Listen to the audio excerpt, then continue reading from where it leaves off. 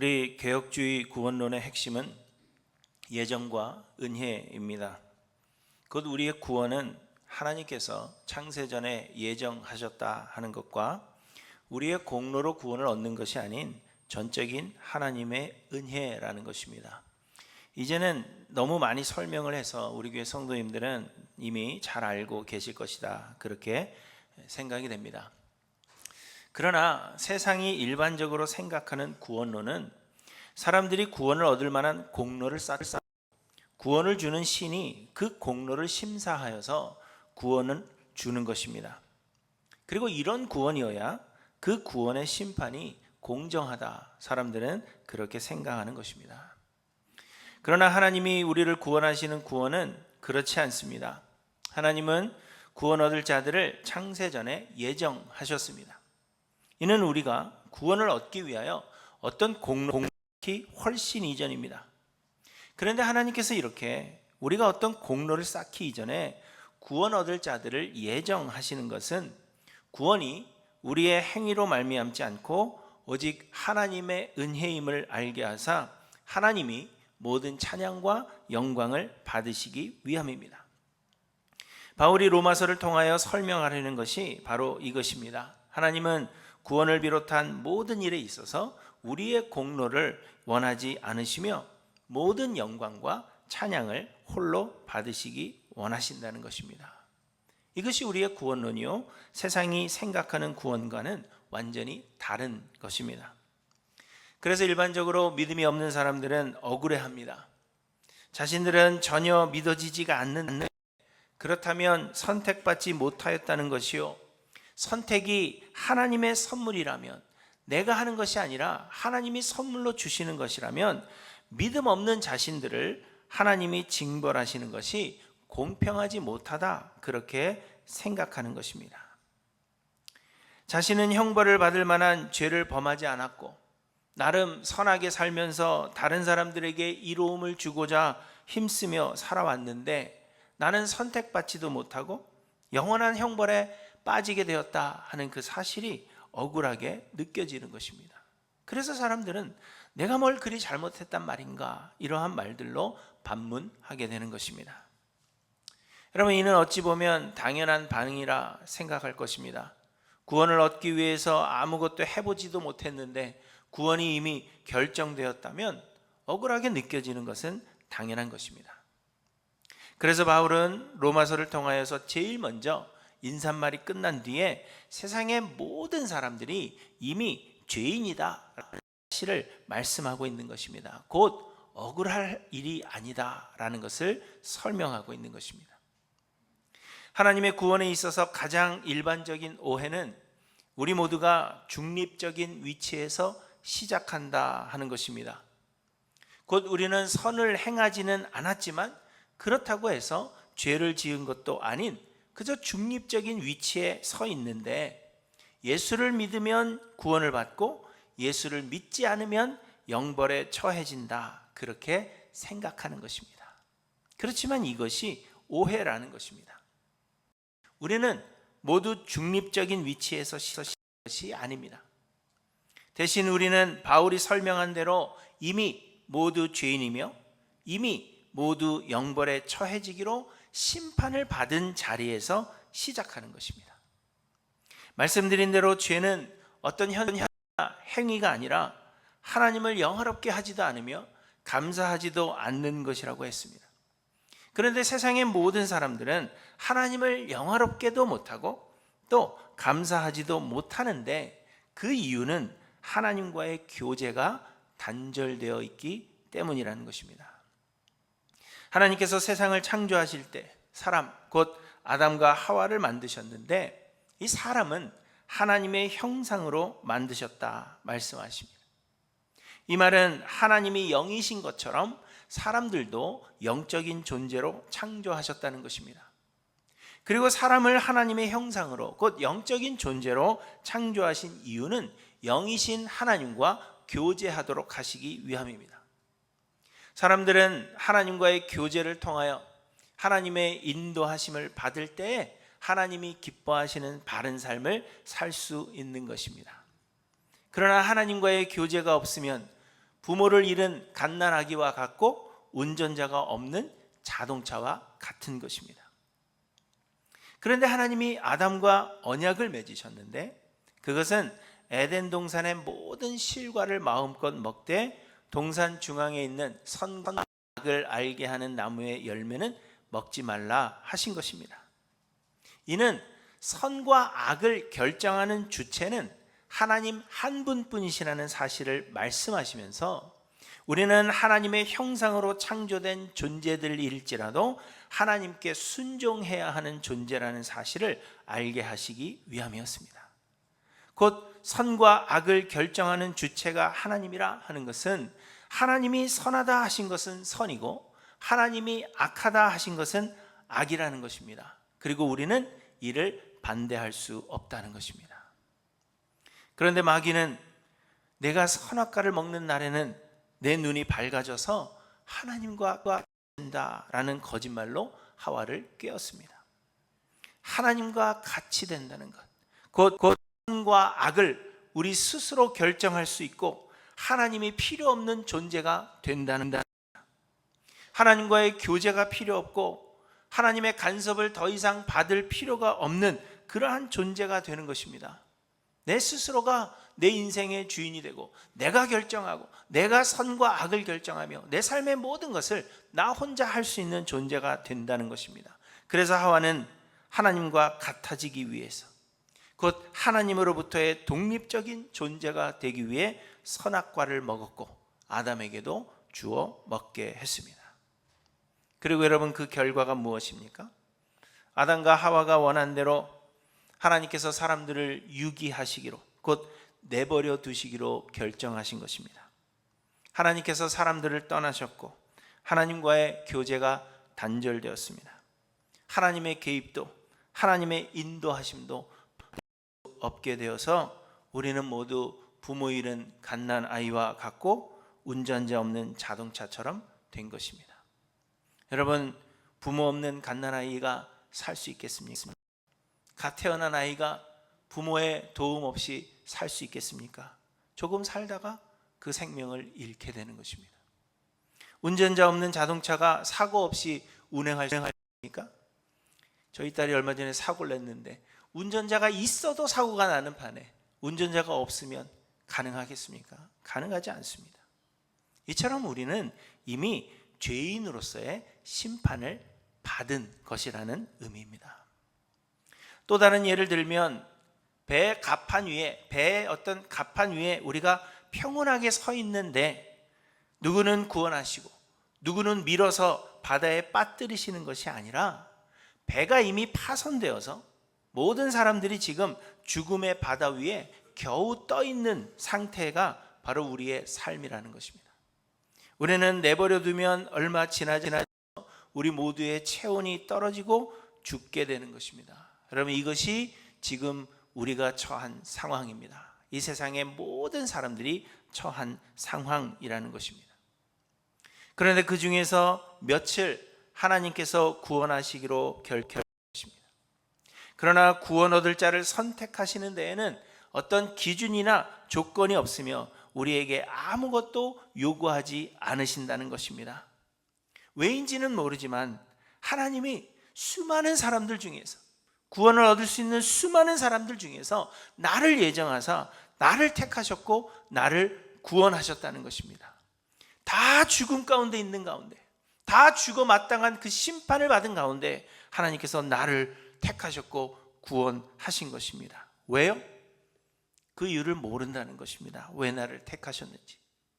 나에게 어떤 원인이 있지가 않고 이는 전적인 하나님의 뜻이라는 것입니다. 그렇다면 여러분 구원을 얻은 자들의 입장에서 이것이 하나님의 은혜가 아니고 무엇이겠습니까? 죽음 가운데 있었는데 아무런 이유도 조건도 자격도 없는 나를 하나님이 구원하셨다니 여러분 이것이 하나님의 은혜가 아니고서 무엇이겠습니까?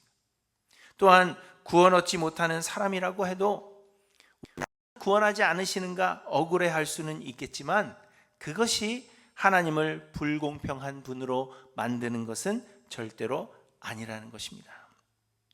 구원 얻지 못하는 것에 있어서 하나님께 책임이 있지 않다는 것입니다. 왜요? 배가 파손되어 죽음의 바다에 빠지게 된 것은 우리의 죄 때문이기 때문입니다. 그런데도 사람들은 여전히 억울해합니다. 하나님이 선하시다면 물에 빠진 몇 사람만 구원하실 것이 아니라 모든 사람을 다 구원해야 하는 것 아니냐 하는 주장을 하는 것입니다. 그래서 결국 모든 사람을 구원하지 않으시는 하나님은 선하지 않다라는 결론을 내려버리는 것입니다. 그래서 몇 해 전에 미시간주의 랍 벨이라는 목사가 사랑이 이긴다, Love Wins라는 책을 써서 지옥은 없다 그렇게 선언했습니다. 그리고 이 목사의 주장에 대하여 풀러 신학교의 총장이 옹호 발언을 하면서 큰 파장을 불러일으킨 그러한 일이 있었습니다. 하나님은 선하신 분이신데 예수를 믿지 않는다는 이유로 지옥에 던져넣는 일은 있을 수 없다는 것, 이것이 이 사람의 주장입니다. 그리고 많은 사람들이 이러한 동일한 주장을 펼칩니다. 여러분 어떻게 생각하십니까? 하나님은 선하시기 때문에 모든 사람을 다 구원해야 하는 것입니까? 믿지 못하는 사람들을 구원하지 않는 것, 이것이 하나님께 책임이 있습니다. 바울이 로마서를 쓸 당시의 사람들도 이와 동일을 펼쳤습니다. 오늘 본문인 3장 1절에서 8절까지의 말씀은 서신서 전체에서 가장 해석이 어려운 그러한 구절로 꼽히고 있습니다. 이 구절은 바울의 설명뿐만이 아니라 사람들의 질문과 의견이 섞여 있는 것입니다. 그런데 무엇보다도 해석이 어려운 힘든 구절은 바로 3절의 말씀입니다. 오늘 보면 3절에 보시면 모든 사람들이 죄인이라는 바울의 주장에 대하여 어떤 사람들이 이렇게 이야기합니다. 어떤 자들이 믿지 아니하였으면 어찌하리요? 그 믿지 아니함이 하나님의 미쁘심을 패하겠느냐? 이렇게 질문한 것입니다. 어떤 자들이 믿지 아니하였으면 어찌하리요? 그 믿지 아니함이 하나님의 미쁘심을 패하겠느냐? 여러분 이해가 되세요? 무슨 말인지? 이 질문은 특별히 해석이 어려운 그러한 질문입니다. 그런데 이 질문을 풀이하자면 이런 의미입니다. 모든 사람이 죄인이라면 죄인들이 하나님께 신실하지 못하다고 해서 무슨 이런 일이라도 일어납니까? 이러한 의미입니다. 다 죄인인데 내가 조금 더 죄를 더 짓는 것이 뭐가 그렇게 큰 빅딜입니까? 하나님께 이렇게 질문한 것입니다. 죄인들이 신실하지 못하다고 해서 하나님이 자신의 신실하심을 할 수 있습니까? 그런 의미입니다. 더 어려워졌죠? 다시 간단하게 정리하자면 조금 전에 말씀드린 대로 선하신 하나님이 어떻게 죄인들을 벌하실 수 있겠느냐 하는 질문입니다. 하나님은 선하시고 모든 사람 다 죄인인데 그 죄인들을 벌하시는 게 하나님의 선하심을 나타내는 것이냐? 아니라는 것이에요. 죄인들을 오히려 용서하시고 다 구원하시는 것이 하나님의 선하심을 드러내는 것이 아니겠느냐, 그런 의미입니다. 그런데 사람들이 모두 어쩔 수 없는 죄인이라면 하나님은 죄인들을 벌하시기보다는 구원하시는 것이 하나님의 신실하심을 나타낸다는 것입니다. 그런데 어쩔 수 없는 죄인들을 벌하신다면 그것이 오히려 하나님의 신실하심을 패하는 것이 아니겠느냐라는 그러한 논리입니다. 이에 대하여 바울은 4절에 그럴 수 없느니라 이렇게 단호하게 말씀하십니다. 하나님이 죄인들을 벌하신다고 해서 하나님의 신실하심이 패하여지는 것이 아니라는 말입니다. 그리고는 계속해서 이렇게 말합니다. 사람은 다 거짓되되 오직 하나님은 참되시다 할지어다. 기록된 바 주께서 주의 말씀에 의롭다함을 얻으시고 판단하실 때에 이기려 하심이라 함과 같으니라 이렇게 말씀하십니다. 이 말씀도 어려운 말씀인데 이 말씀은 시편 51편 4절 말씀을 인용한 것입니다. 그런데 시편의 이 말씀은 오늘 본문의 번역과 조금 다르게 되어 있는데 시편 51편 4절에는 주님의 판결은 옳으시며 주님의 심판은 정당하시다 이렇게 말씀하고 있습니다. 곧 우리 하나님은 언제나 참되시고 언제나 옳으시다는 것입니다. 그리고 하나님께서 죄인을 심판하시는 것을 통하여서 하나님의 그 옳으심과 하나님의 정당하심을 오히려 증명하신다는 것입니다. 사람들은 하나님이 선이면 인간이 죄를 범했다고 해서 영벌에 처하실 수 없다, 그렇게 주장합니다.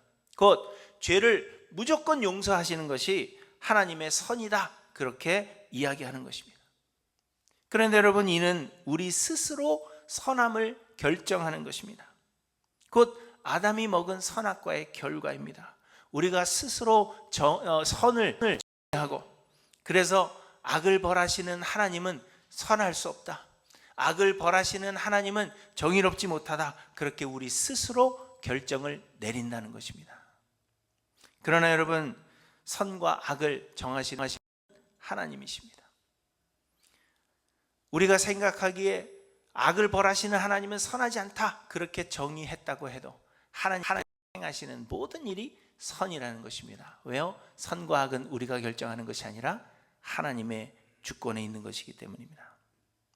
그리고 하나님은 항상 선하시며 하나님이 행하시는 모든 일이 선입니다. 그리고 여러분, 나아가 악을 벌하시는 하나님을 신실하지 않다 말할 수 없습니다. 여러분, 한번 생각해 보십시오. 악을 벌하시는 하나님이 신실하지 않으십니까? 악을 벌하시는 것이 정의가 아닙니까? 악을 벌하시는 것은 정의입니다. 악을 벌하시는 것은 하나님의 정의를 나타내는 것이고, 그러나 죽을 죄인들을 용서하시는 하나님의 은혜라는 것입니다. 그러므로 내가 그 은혜를 받지 못했다고 해서 하나님의 신실하심을 의심한다면 그것이 오히려 말이 되지 않는 것이요, 다만 우리가 구원의 은혜를 입었다면, 하나님께서 우리에게 은혜를 베푸셔서 우리를 구원하신 것에 대하여 우리는 감사하며 찬양하는 것이 마땅하고, 또한 아직 은혜를 받지 못한 자들에게 은혜 받기를 위하여, 하나님께서 은혜 베푸시기를 위하여 기도하는 것이 마땅하다는 것입니다. 죄인들을 다 용서하셔야 선한 것이 아니라 죄인들을 벌하시는 것이 하나님의 정의를 나타내는 것인데, 그 중에 나를 택하여 구원하신 것은 하나님의 은혜라는 것입니다. 주의 판결은 옳으시며 주의 심판은 정당한 것입니다. 그래서 사람들이 또 이런 질문을 합니다. 5절에 보시면, 우리 불의가 하나님의 의를 드러나게 하면 무슨 말하리요? 내가 사람의 말하는 대로 말하노니 진노를 내리시는 하나님이 불의하신 건 아니냐? 이렇게 묻는 것입니다. 또 7절에, 그러나 나의 거짓말로 하나님의 참되심이 더하여 그의 영광이 되었다면 내가 어찌 내가 죄인처럼 심판을 받으리요? 이렇게 말합니다. 우리가 죄를 지었음에도 불구하고 하나님께서 우리의 죄를 용서하심으로 인하여 하나님의 의로우심이 더욱 드러나게 된다는 것입니다. 하나님은 정말 의로우신 분이시구나, 죄인 하시는 걸 보니까 하나님은 정말 의로우신 분이시구나 라는 것을 나타내게 된다는 것입니다. 그러면 나의 불의함이 하나님의 의로우심을 드러내게 했다면, 하나님의 의로우심을 드러나게 한 사람을 벌하는 것이 불의한 것이다 라고 주장하는 사람들이 있었다는 것입니다. 이해가 되세요? 내 죄가 하나님의 의를 드러낸다면 그것은 곧 선이 아니겠느냐, 내가 선한 일을 한 것이 아니겠느냐, 그렇게 이야기한다는 것입니다. 내가 악한데, 내가 죄인인데 하나님이 나를 용서해 주셨어요. 그래서 하나님의 선하심을 드러냈다는 것입니다. 그러면 나의 죄가 하나님의 선하심을 드러냈는데 나를 벌하시는 것은 잘못 아니냐, 이렇게 이야기한다는 것입니다. 이에 대한 바울의 대답은 말씀입니다. 또는 그러면 선을 이루기 위하여 악을 행하자 하지 않겠느냐? 어떤 이들이 이렇게 비방하여 우리가 이런 말을 한다고 하니 그들은 정죄받는 것이 마땅하니라, 이렇게 말씀하십니다. 어떤 사람들은 선을 이루기 위해서 악을 행하자, 하나님의 선하심을 드러내기 위해서, 하나님의 의로우심을 드러내기 위해서 우리는 더욱더 악을 행하자, 그렇게 말한다는 것입니다. 그리하여 하나님의 은혜를 비방하고 조롱한다는 것입니다. 그런데 바울은 이런 생각을 하는 사람들은 정죄받는 것이 마땅하다, 그렇게 말씀하십니다. 여러분, 하나님은 의로우신 분이시며 세상의 모든 일들을 통하여 결국에는 하나님의 의로우심이 드러나게 됩니다. 또한 로마서 초기에 말씀드린 대로 하나님께서 만드신 온 세상이 하나님의 영광을 나타냅니다. 곧 하나님은 하나님의 의로우심과 영광을 드러내시기 위해서 우리의 도움을 필요로 하지 않으신다는 것입니다. 우주와 그 가운데 있는 만물을 지으신 하나님께서는 천지의 주제시니 손으로 지은 전에 계시지 아니하시고 또 무엇이 부족한 것처럼 사람의 손으로 섬김을 받으시니 이는 만민에게 생명과 호흡과 만물을 친히 주시는 이심이라. 이렇게 말씀하십니다. 하나님의 의로우심은 우리의 죄와 불의 때문에 비로소 드러나게 되는 것이 아니라 하나님의 선하시고 의로우심은 하나님 스스로 이를 드러내신다는 것입니다. 내가 악한데 그것 때문에 하나님의 선하심이 드러나는 것이 아니라 하나님의 행하시는 모든 일들을 통하여 하나님은 결국 하나님의 의로우심과 영광을 드러내시는 것입니다. 그러므로 하나님의 선하심과 의로우심을 드러내고자 더 악을 행하자 말하는 것은 하나님을 조롱하는 것이요 벌을 받아 마땅하다는 것입니다. 사랑하는 성도 여러분, 우리는 모두 용서받을 수 없는 죄인들입니다. 우리는 이미 심판을 받았고 영원한 죽음이 예정되어 있으며 배가 난파되어 물에 빠져 죽음을 기다리고 있는 사람들입니다. 여러분, 이것이 우리의 현실입니다. 그런데 하나님이 그 수많은 사람들 중에 나를 택하셨다는 것입니다. 나의 선함이나 가치 혹은 공로 때문이 아닙니다. 우리에게는 그러한 능력이 없습니다. 그런데 이 모든 것이 하나님의 은혜로 되었다는 것입니다. 여러분, 이 은혜를 절대로 잊지 마시기를 바랍니다. 하나님의 이 놀라운 은혜를 찬양하시고 또 다른 사람들을 향한 긍휼의 마음을 가지시기를 간절히 소망합니다. 그 수많은 사람들 중에 하나님 왜 나를 택하여 주셨는지 그 은혜를 감사하고 아직 은혜 받지 못한 자들을 바라볼 때 하나님 아버지의 마음으로 긍휼을 베풀 줄 아는 저와 여러분들 되시기를 간절히 소망합니다. 그런데 여러분, 그렇다면 하나님께서 유대인들을 택하신 이유가 무엇인가 하는 질문이 남습니다. 유대인에게는 율법이라는 삶의 강령이 있고 이방인들에게는 양심이 삶의 강령이 된다면 특별히 유대인들을 택하신 이유 그리고 율법을 주신 이유가 궁금한 것입니다. 유대인들은 이것에 대하여 자신들이 특별하기 때문이라 생각했습니다. 다른 민족보다 더 선하고 더 뛰어나기 때문에 하나님께서 자신들을 택하셨다고 생각한 것입니다. 그러나 하나님이 유대인들을 택하신 이유는 단지 모든 일에는 그 시작이 필요하기 때문입니다. 하나님께서 계획하신 구원의 역사를 이루기 위해서 하나님은 인간의 역사에 개입하시고 그 역사를 시작하셔야 했는데 그 시작점으로 택하신 바로 아브라함이요 그 후손을 통하여 예수 그리스도를 보내주시기 위해서 이스라엘을 택하셨다는 것입니다. 이스라엘이 특별했기 때문도 아니고 다른 민족보다 더 선해서도 아닙니다. 단지 하나님께서 구원의 역사를 이루시기 위해서 한 민족이 필요하셨는데 그렇게 선택한 민족이 이스라엘이라는 것입니다.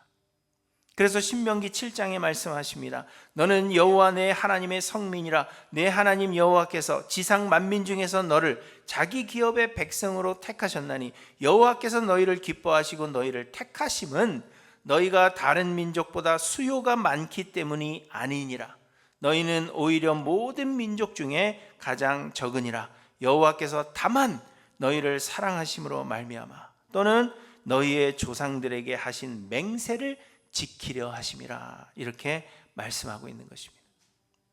여러분, 오늘 본문에서도 유대인들이 동일한 질문을 한 것입니다. 1절에 보시면 그런즉 유대인의 나음이 무엇이며 할례의 유익이 무엇이냐 이렇게 물은 것입니다. 어떤 이유에서든지 하나님께서 유대인을 택하셔서 그들에게 율법을 주시고 할례를 받게 하셨다면 그렇게 택하신 이유가 무엇이냐 그렇게 묻는 것입니다. 그리고 이 질문에 대하여 바울이 대답합니다. 2절에 보시면 범사에 많으니 우선은 그들이 하나님의 말씀을 맡았음이니라. 이렇게 말씀하십니다. 하나님의 말씀을 맡았다. 하나님께서 이스라엘을 먼저 택하신 것은 이스라엘의 선함이나 탁월함 때문이 아닙니다. 하나님이 이스라엘을 먼저 택하신 것은 그저 이해할 수 없는 하나님의 계획이며 하나님의 은혜입니다. 그러나 하나님께서 이스라엘을 먼저 택하심을 통하여 이루려고 했던 하나님의 뜻은 이스라엘을 통하여 온 인류를 구원하시기 위함이라는 것입니다. 그래서 하나님께서 유대인들에게 먼저 율법을 주셨다는 것입니다. 그런데 이 율법은 구원을 얻을 수 있는 방법을 주신 것이 아니라고 했습니다. 율법을 지킴으로 구원을 얻을 수 있는 사람은 한 사람도 없기 때문입니다. 대신 율법은 우리가 죄인이라는 사실을 깨닫게 하시는 데 그 목적이 있었습니다.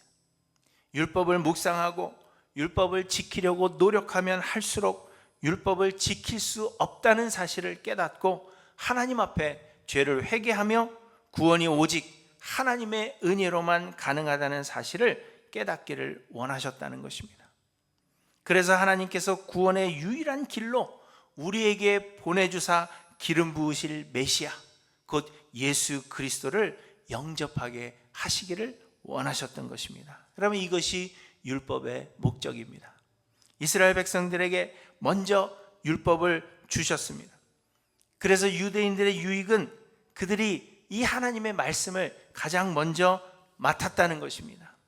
그 유대인들은 구원이 우리의 공로가 아닌 하나님의 은혜로 거저 주시는 것이라는 이 복음을 먼저 깨닫고 하나님께서 약속하신 메시아를 통해서 우리를 구원하실 것이라는 사실을 이 율법을 통해서 먼저 깨달아서 기뻐할 수 있는 유익, 나는 할 수 없지만 하나님의 은혜로 예수 그리스도의 보혈로 구원 얻을 수 있다는 그 사실을 먼저 깨달을 수 있는 기쁨을 주신 것입니다.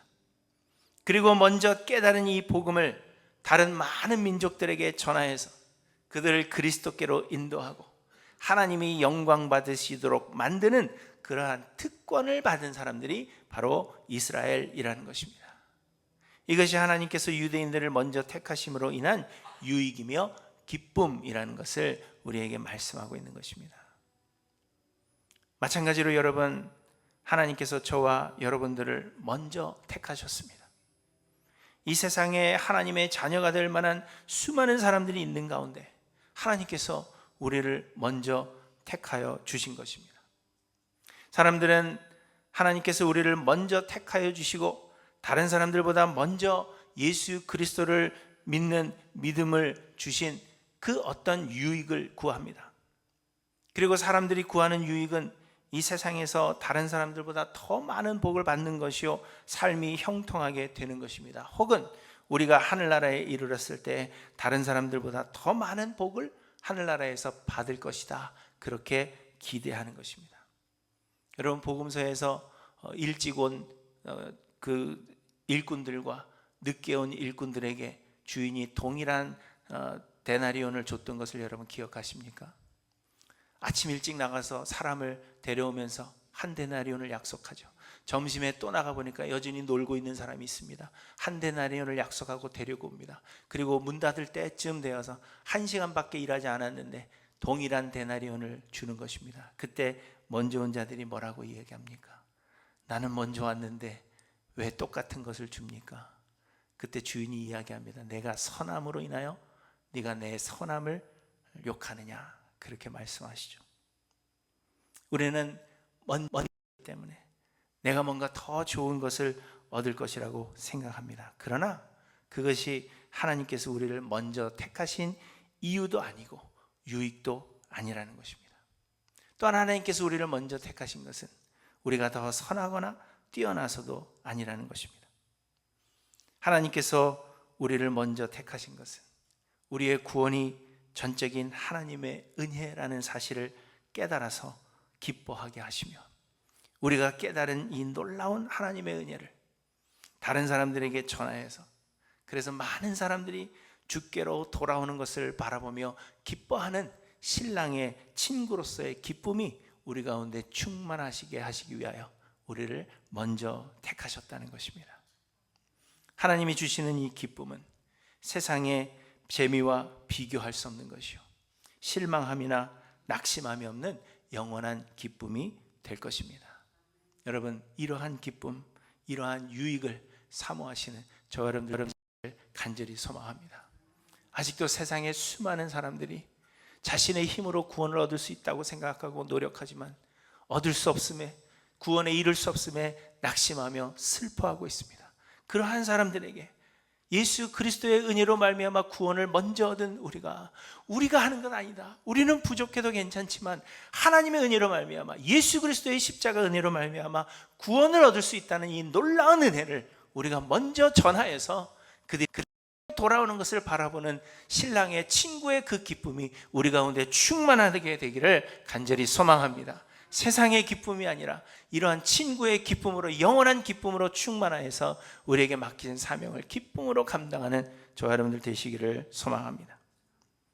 여러분, 우리는 이미 형벌을 받도록 하나님의 심판을 받은 사람들이라는 사실을 기억하시기를 바랍니다. 하나님이 우리와 같은 죄인들을 영벌에 처하시는 것은 정의로운 것입니다. 그러나 우리의 죄에 대한 하나님의 판결은 옳으시며 주님의 심판은 정당하십니다. 그러나 하나님은 아무런 조건 없이 며칠 예정하사 선택하셨고 독생자 예수 그리스도의 그 보혈에 구원하시고 자녀 삼으셨습니다. 그런데 이 놀라운 은혜를 받은 사람들 가운데 저와 여러분들이 포함되어 있는 것입니다. 많은 사람들이 물에 빠져 죽어가는 그때 구원 얻은 사람들 중에 저와 여러분들이 포함되어 있습니다. 여러분, 이 놀라운 은혜를 어찌 찬양하지 않을 수 있겠습니까? 또한 이 놀라운 은혜를 먼저 받은 자들로서 구원의 기쁨과 은혜의 복음을 전하는 것이 마땅하다는 것을 여러분 기억하시기 바랍니다. 유대인의 나음은 세상에서의 어떤 특권이 아닙니다. 유대인의 나음은, 곧 먼저 믿은 자들의 나음은 구원의 은혜를 먼저 깨달은 자로서의 기쁨이 있는 것입니다. 여러분, 이 기쁨이 여러분에게 있습니까? 여러분, 이 기쁨을 아십니까?